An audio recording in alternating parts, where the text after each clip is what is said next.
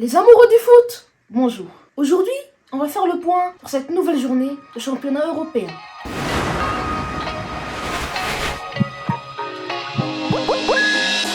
Comme d'habitude, débutons par le championnat allemand. Alors que la première mi-temps du match opposant le Bayern à Darmstadt était assez agressif avec un carton rouge pour le Bayern et 2 cartons rouges pour Darmstadt, la deuxième mi-temps était beaucoup plus offensif avec 8 buts inscrits dont un triplé de l'anglais Harry Kane.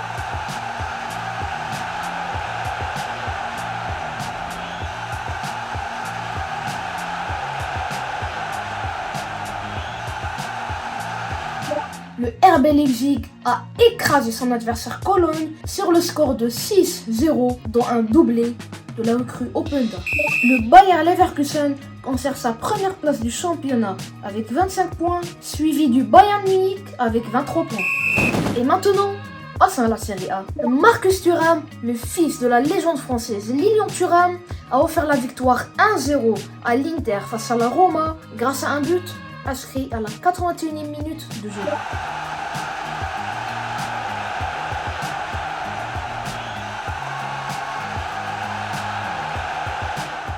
Alors que l'AC Milan menait 2-0 grâce à un doublé de Olivier Giroud, Napoli a réussi à accrocher le match nul de partout grâce à un but de Politano et un but de Raspadori.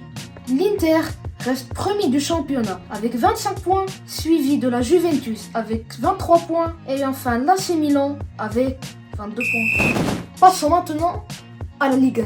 Le Paris Saint-Germain a souffert sur le terrain de Brest, mais s'est quand même imposé sur le score de 3-2 grâce à un but de la pépite française Zaïre Emery et un doublé du Kicks. Alors qu'une belle affiche avait lieu opposant Lille à Monaco, les Lillois ont su battre les anciens leaders du championnat de 2-0. Suite à l'attaque des supporters marseillais sur le bus lyonnais, l'Olympico a été reporté ultérieurement. L'OGC Nice est passé premier du championnat avec 22 points, suivi du Paris Saint-Germain avec 21 points. Et maintenant, la Liga et le Classico. Mais de quel monde vient-il? C'était les premiers mots que j'ai prononcés après le doublé de Bellingham. Alors que le Classico avait lieu dans le stade de l'Espagnol Barcelone, l'Allemand Gundogan a inscrit un but dès la 6e minute de jeu. Mais Bellingham a égalisé d'un pétard en lucarne.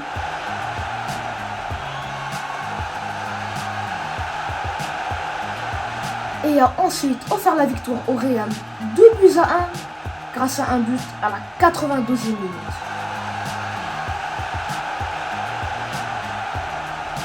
Le Real Madrid et Girona culminent à la première place du championnat, suivi de l'Atlético de Madrid et en 4e place, le Barça. Et pour finir, la Première Ligue. Liverpool a battu Nottingham Forest sur le score de 3-0 grâce à un but de Diogo Jota, un deuxième but de Darwin Nunez et un troisième but inscrit par l'Égyptien Mo Salah.